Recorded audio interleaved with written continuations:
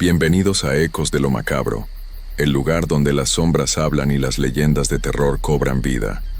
Aquí descubrirás relatos inquietantes, historias oscuras y misterios que desafían la lógica.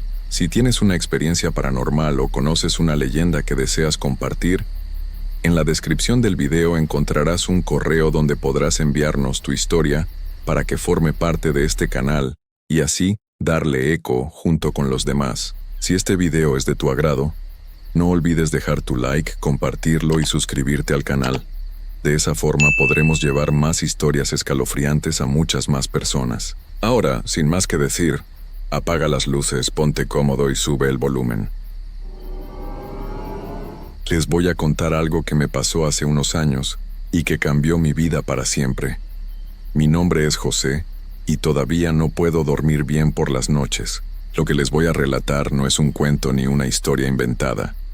Es algo que viví en carne propia y que me persigue cada día desde entonces. Si tienen hijos pequeños, por favor escuchen con atención.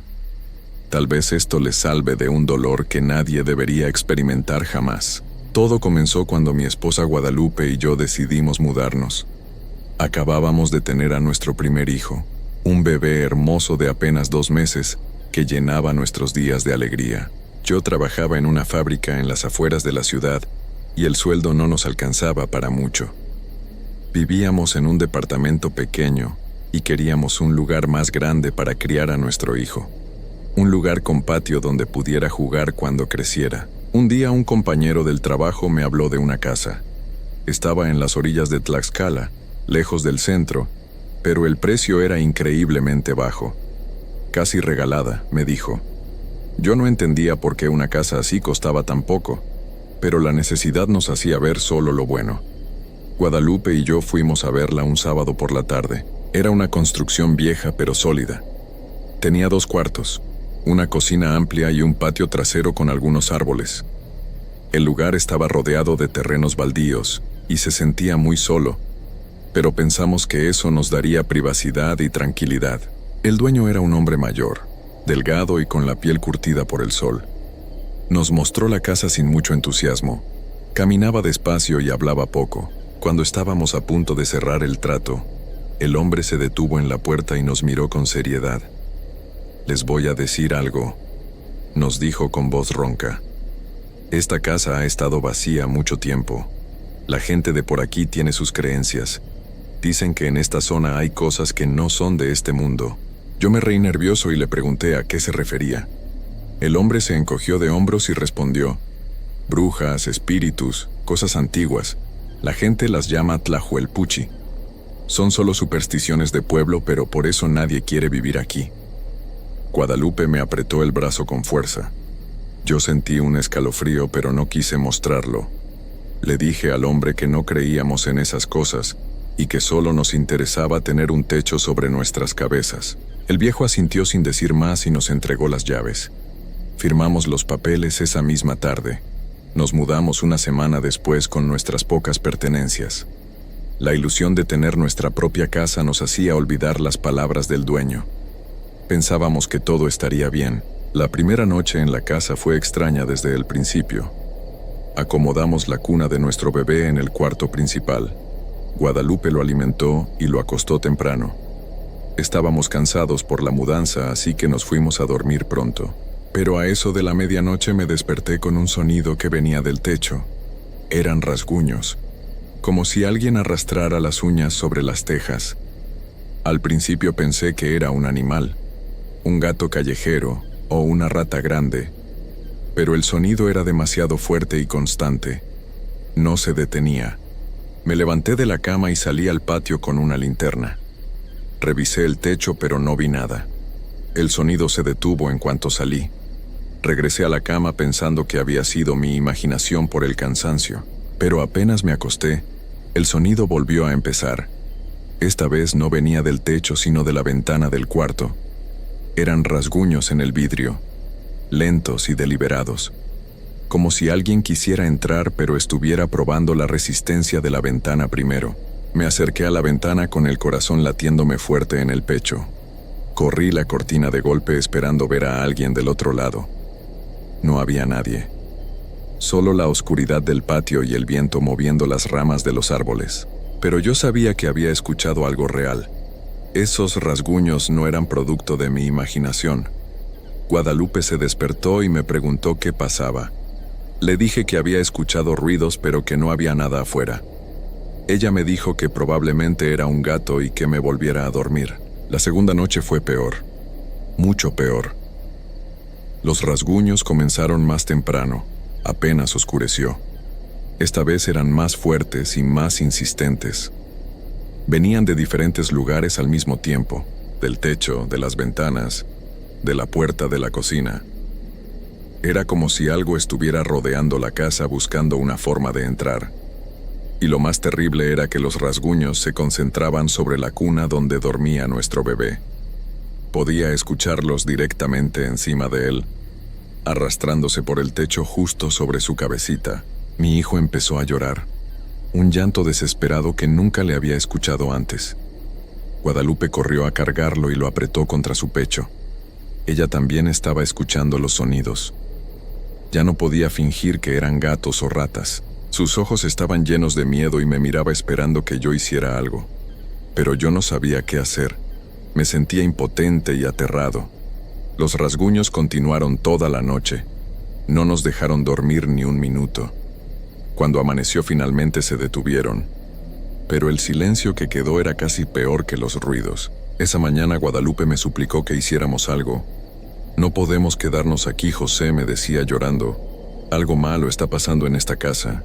Pero yo pensaba en el dinero que habíamos gastado en la mudanza, en el contrato que habíamos firmado, en que no teníamos otro lugar a donde ir. Le prometí que buscaría ayuda, que averiguaría qué estaba pasando y cómo detenerlo.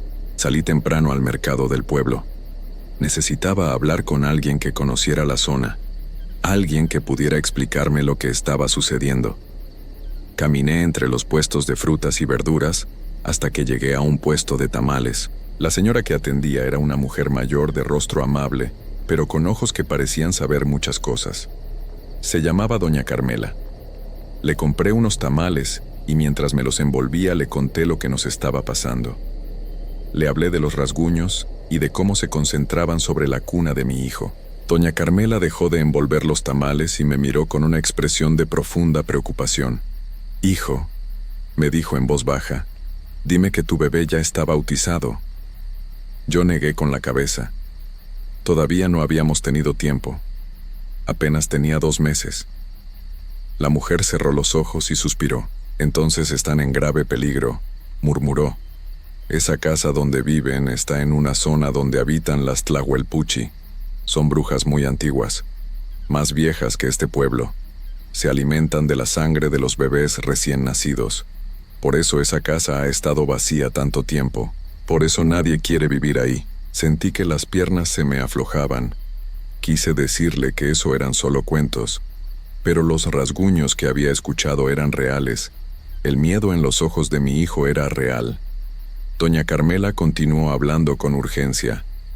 «Estas criaturas pueden oler la sangre nueva y la inocencia. Los bebés sin bautizar son los más vulnerables para ellas. Pueden cambiar de forma y convertirse en animales o en neblina. Pueden colarse por cualquier rendija, por el espacio más pequeño debajo de una puerta o por una ventana mal cerrada». Le pregunté qué podíamos hacer, cómo podíamos proteger a nuestro hijo. La mujer me tomó de las manos y me dio instrucciones muy precisas.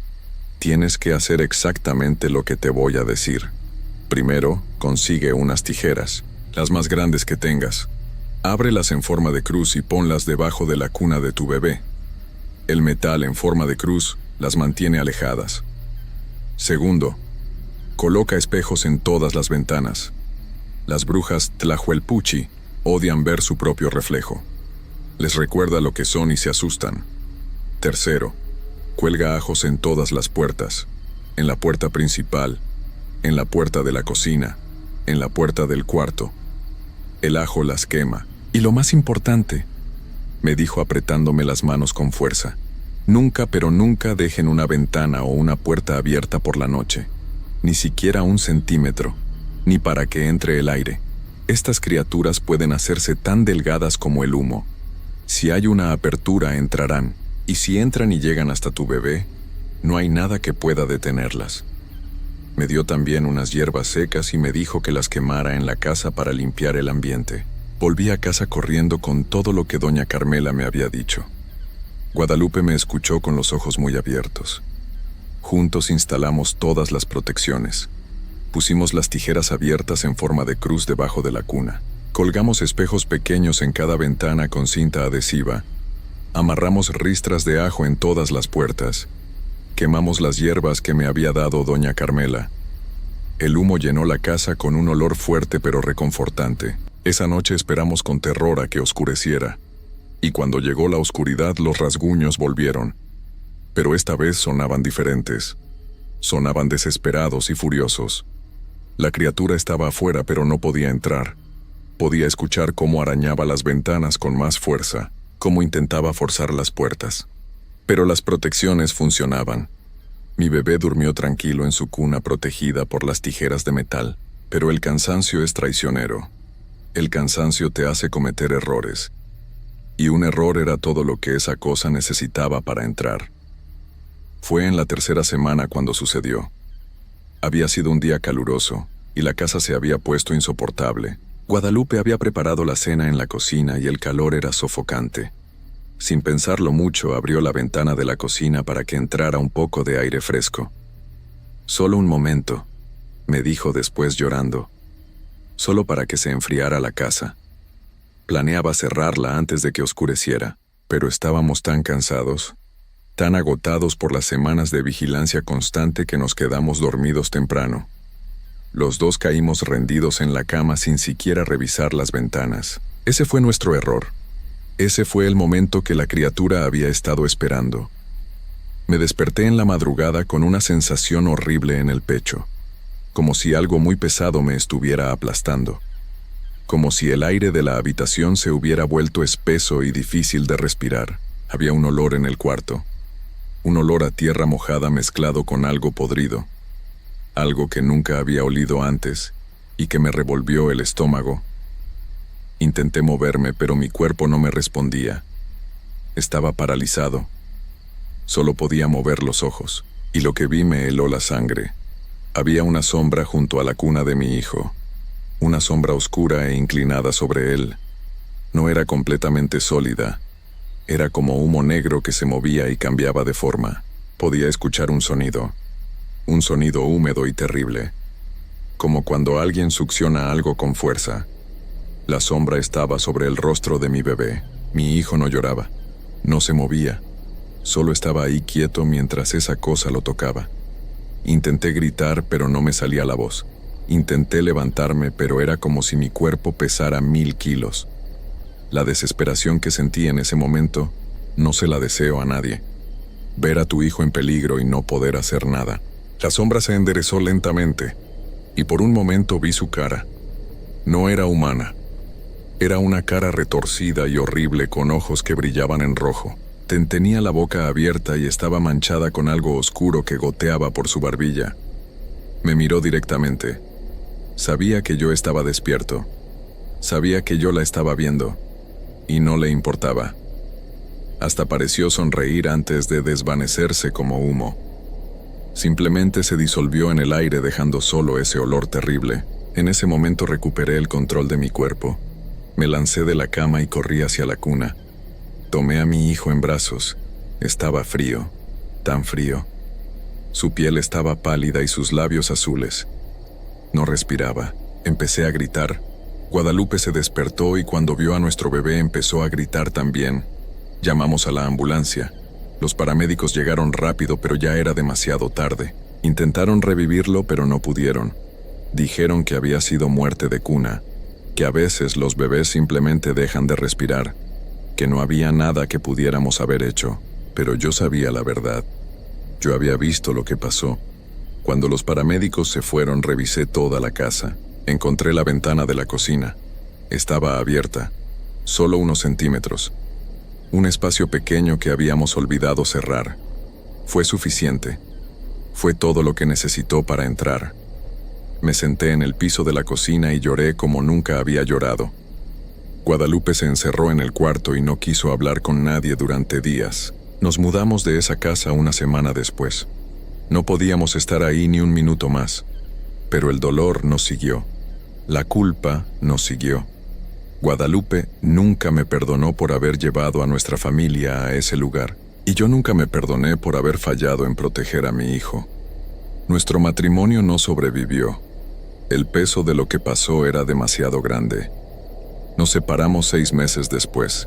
Han pasado años desde entonces, pero todavía veo esa sombra en mis pesadillas. Todavía escucho ese sonido de succión. Todavía huelo ese olor a tierra mojada y muerte. Doña Carmela me había advertido, me había dicho exactamente qué hacer, y yo fallé. Dejamos esa ventana abierta, solo unos centímetros. Fue suficiente. Les cuento esto porque necesito que sepan que las cosas antiguas existen.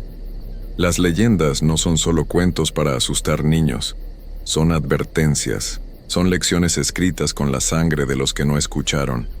Las Tlahuelpuchi son reales. Yo las he visto. He perdido a mi hijo por ellas.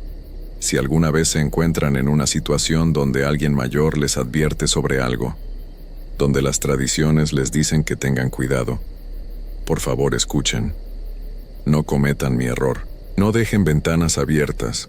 No ignoren las protecciones. Bauticen a sus hijos temprano.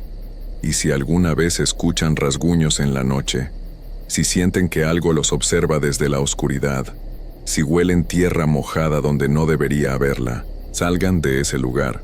No esperen como yo esperé, porque cuando estas cosas entran a tu vida no te devuelven lo que te quitan. Y el dolor de perder a un hijo es algo con lo que vas a vivir cada día por el resto de tu vida. Esta es mi historia. Esta es mi advertencia. Ojalá alguien la escuche y le sirva.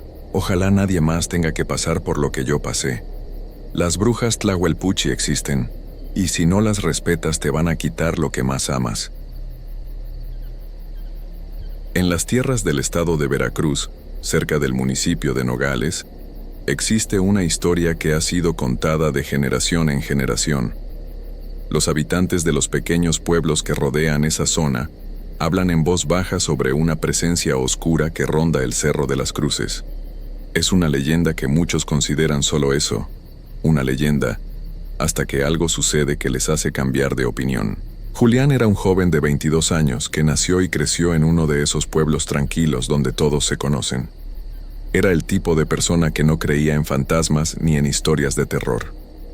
Para él, las leyendas sobre la bruja del cerro eran cuentos que las abuelas contaban para asustar a los niños. Siempre se reía cuando alguien mencionaba que había visto sombras extrañas en el camino viejo, o cuando decían que se escuchaban gritos en las noches de luna llena. Una noche de octubre, su tío Chuy le pidió ayuda para llevar unas herramientas a su rancho. El rancho quedaba del otro lado del Cerro de las Cruces, y para llegar había que tomar un camino de terracería que atravesaba varios lugares solitarios. El más temido de todos era el tramo que pasaba junto al cementerio viejo, un lugar abandonado donde casi nadie se atrevía a detenerse después de que oscureciera. Julián aceptó sin pensarlo 2 veces. Subió las herramientas a su camioneta y salió rumbo al rancho cuando el sol ya se estaba ocultando. El cielo se tiñó de naranja y luego de púrpura, hasta que la oscuridad lo cubrió todo. En el camino, las luces de su vehículo iluminaban apenas unos metros adelante, y a los lados solo había árboles y maleza densa. Todo iba normal hasta que llegó a la parte donde el camino se hacía más angosto y comenzaba a subir hacia el cerro. De pronto, una niebla espesa empezó a aparecer de la nada. Era extraño porque no era época de neblina, y menos a esa hora. La niebla se hizo tan densa que Julián tuvo que reducir la velocidad casi hasta detenerse. El aire dentro de la camioneta se volvió helado, tanto que podía ver su propio aliento. Entonces llegó al cementerio viejo. Era un lugar olvidado, con cruces de madera carcomidas y lápidas rotas cubiertas de musgo.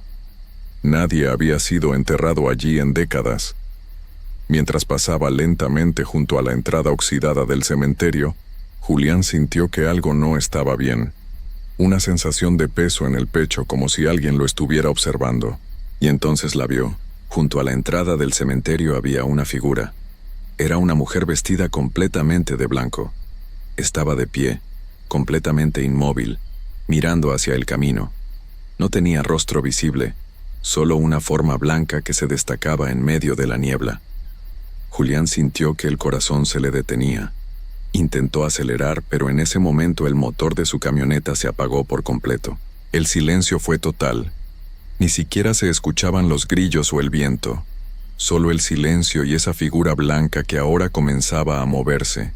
Caminaba lentamente hacia él, sin hacer ruido, deslizándose sobre el camino como si flotara.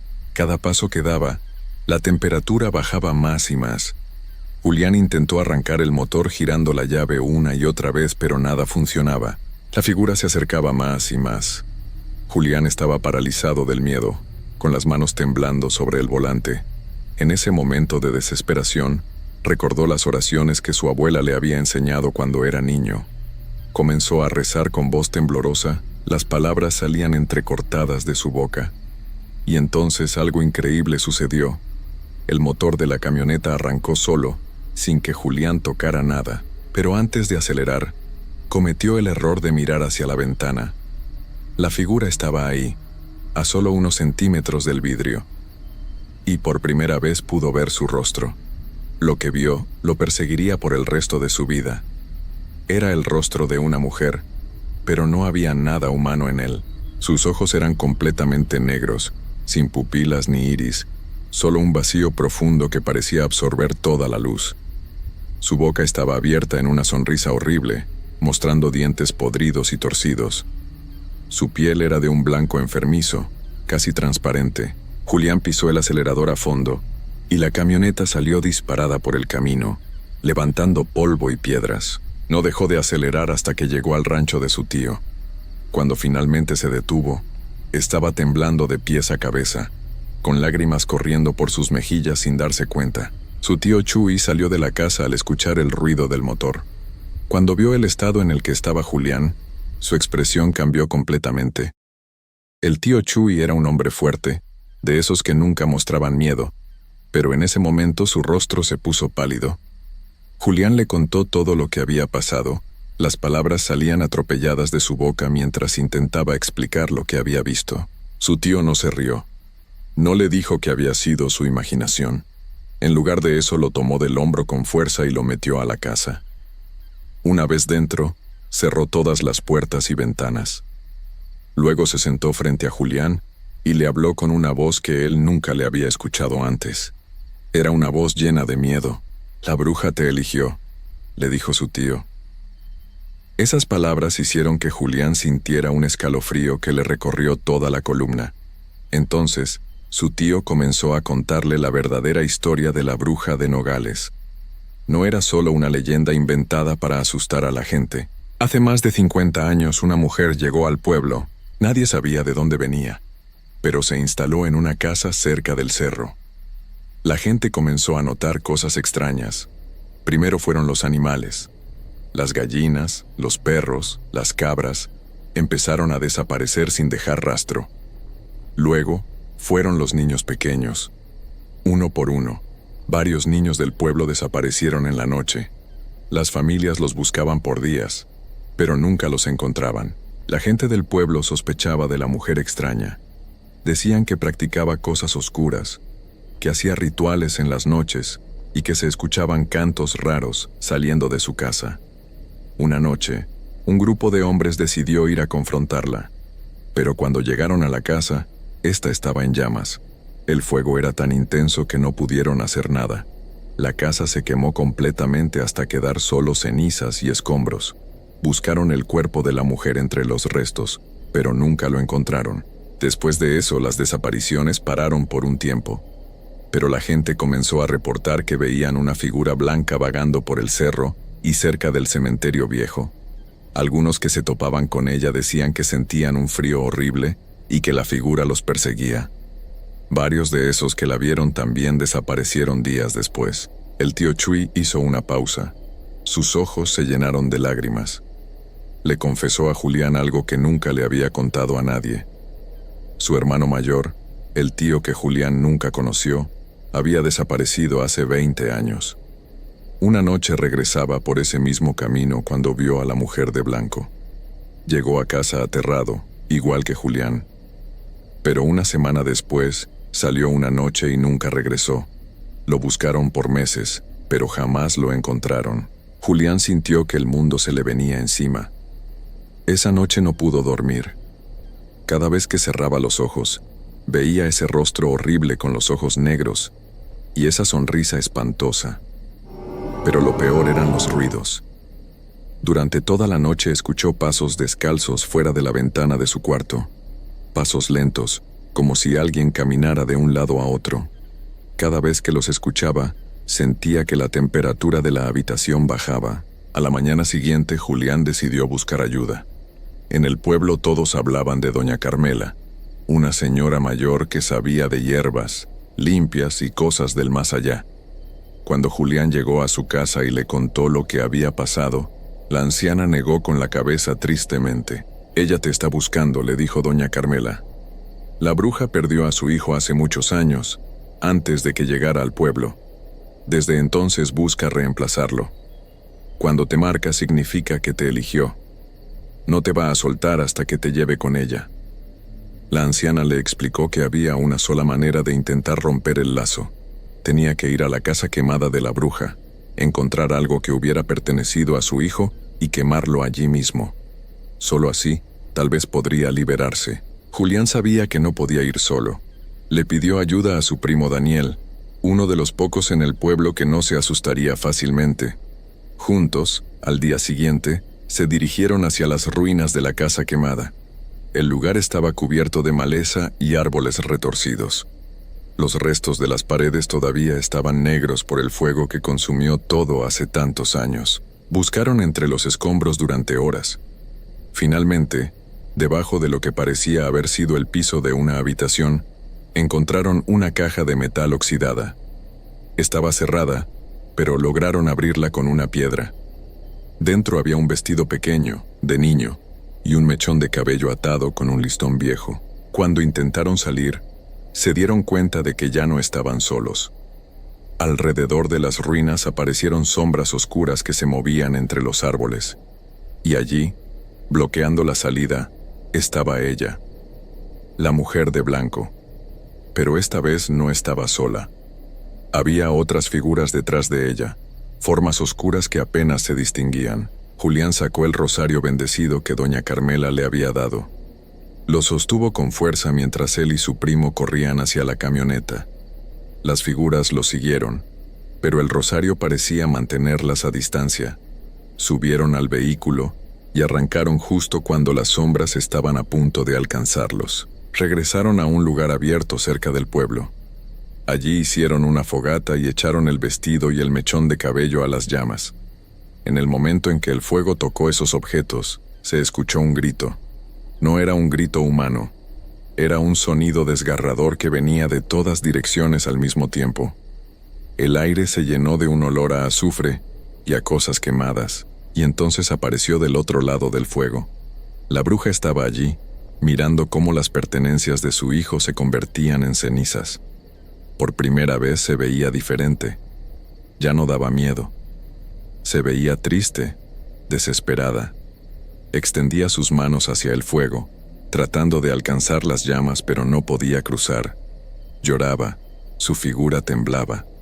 Y luego, poco a poco, comenzó a desvanecerse. Lo último que quedó fueron sus ojos, esos ojos negros llenos de un odio profundo, antes de desaparecer completamente. Julián pensó que todo había terminado, que finalmente estaba libre, pero estaba muy equivocado.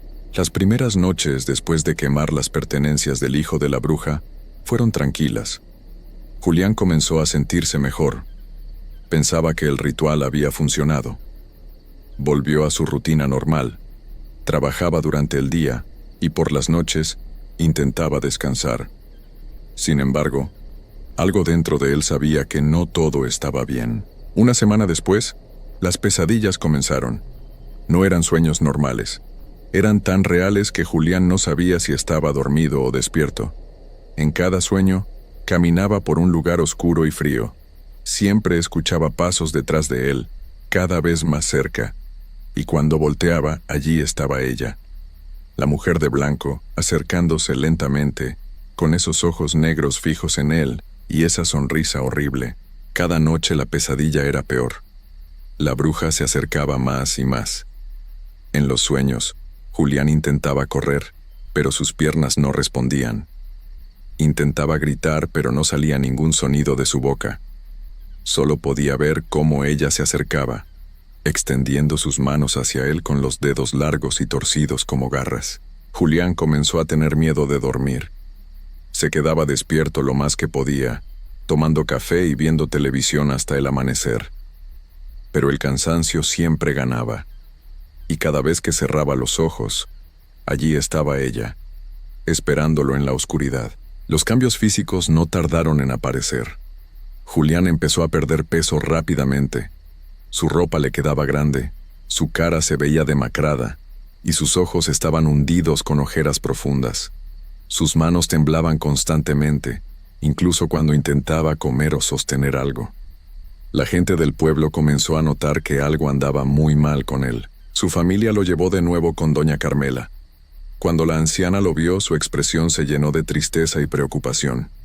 Revisó a Julián, pasó huevos por su cuerpo, quemó hierbas, rezó oraciones antiguas, pero al final, negó con la cabeza lentamente. «Me equivoqué», le dijo con voz quebrada. «No debí decirte que quemara sus cosas». Eso solo la enfureció más. Ahora está más fuerte y más decidida. Ya no solo te busca, ahora eres de ella. No hay nada que yo pueda hacer. La anciana le tomó las manos temblorosas y le dijo algo que hizo que Julián sintiera que todo terminaba. Ella no te va a soltar nunca. Desde ese día, Julián supo que su destino estaba sellado. Las pesadillas empeoraron aún más. Ahora soñaba que estaba en un lugar completamente oscuro, rodeado de otras figuras que susurraban cosas que no podía entender, y en medio de todas esas sombras, estaba ella, esperándolo con los brazos extendidos. Lo peor era que Julián podía sentir cómo se iba apagando poco a poco. Era como si algo dentro de él se estuviera consumiendo lentamente. Cada día tenía menos energía, menos ganas de hacer nada. Pasaba horas sentado, mirando al vacío, sin poder concentrarse en nada más que en el miedo constante que lo acompañaba. 2 meses después del incidente, algo cambió. Julián estaba acostado en su cama, tratando de no quedarse dormido como todas las noches, cuando sintió ese frío familiar. El mismo frío que había sentido aquella noche en el camino. La temperatura de su habitación bajó tanto que podía ver su aliento formando nubes de vapor. Y entonces la escuchó. Por primera vez la bruja le habló. No fue en un sueño, fue real. Su voz era un susurro ronco que parecía venir de todos los rincones de la habitación al mismo tiempo. Las palabras que escuchó hicieron que se le helara la sangre. Pronto estarás conmigo. Julián abrió los ojos de golpe. Su corazón latía tan rápido que sentía que se le iba a salir del pecho. Encendió la luz con manos temblorosas, y lo que vio lo dejó paralizado de terror. En el piso de su habitación había huellas de pies descalzos. Empezaban en la ventana que estaba cerrada, y llegaban hasta su cama. Eran huellas húmedas, como si alguien hubiera caminado sobre agua sucia. Esa fue la confirmación de lo que Julián ya sabía en el fondo. La bruja ya no solo existía en sus sueños, ya no solo lo perseguía desde el otro lado, ahora podía llegar hasta él en cualquier momento. Las barreras entre su mundo y el de ella se estaban rompiendo. Pasaron 3 meses más. Julián ahora era apenas una sombra de lo que había sido. Había perdido tanto peso que parecía enfermo. Sus ojos estaban vacíos, como si ya no hubiera nada dentro de él. Ya no hablaba con nadie. Pasaba los días encerrado en su cuarto, esperando. Su familia estaba desesperada, pero no sabían qué hacer. Lo llevaron con doctores, con sacerdotes, con más curanderos de otros pueblos. Nadie podía ayudarlo. Todos decían lo mismo. Había algo muy oscuro aferrado a él, algo que no se podía quitar. Una noche, 6 meses después de aquel primer encuentro en el camino, Julián decidió grabar un mensaje en su teléfono. Sabía que el final estaba cerca. Podía sentirlo. En ese video, con voz débil y cansada, contó toda su historia. Habló sobre la bruja, sobre lo que había visto, sobre lo que le estaba pasando, y al final del video, con lágrimas en los ojos, dijo algo que su familia encontraría después. La bruja de Nogales es real. No es una leyenda. No es un cuento para asustar. Es real y yo soy parte de su maldición ahora. Si están viendo esto, es porque ya no estoy. Por favor, nunca pasen por el camino del cementerio viejo después de que oscurezca. No cometan el mismo error que yo. Porque si ella te elige, si te marca, ya no hay escapatoria. Te va a consumir poco a poco hasta que no quede nada de ti. Y entonces serás suyo para siempre. Esa fue la última noche que alguien vio a Julián. A la mañana siguiente, su familia fue a buscarlo a su cuarto. La puerta estaba cerrada por dentro. Cuando la derribaron, encontraron la habitación vacía. Julián había desaparecido. No había señales de forcejeo. No había nada roto. Simplemente no estaba. Lo único que quedaba era el teléfono sobre la cama con el video grabado. Y en el piso, desde la ventana hasta donde había estado la cama, había huellas de pies descalzos. Muchas huellas, como si alguien hubiera caminado por toda la habitación durante horas. Buscaron a Julián por semanas. Revisaron todo el pueblo, el cerro, el cementerio viejo, las ruinas de la casa quemada. Nunca lo encontraron. Es como si se lo hubiera tragado la tierra. Pero la gente del pueblo sabe lo que pasó, especialmente aquellos que conocen la verdadera historia de la bruja de Nogales. Saben que Julián no fue el primero y probablemente no será el último. Todavía hay quienes dicen que en las noches oscuras, cuando la niebla cubre el camino que pasa junto al cementerio viejo, se puede ver una figura blanca de pie junto a la entrada. Y si tienes la desgracia de mirarla directamente, si cometes el error de detenerte aunque sea por un segundo, entonces la bruja te habrá elegido. Y una vez que te elige, tu destino ya está sellado. Tal como le pasó a Julián, quien ahora vaga en algún lugar entre este mundo y el otro, atrapado para siempre en la maldición de la bruja de Nogales.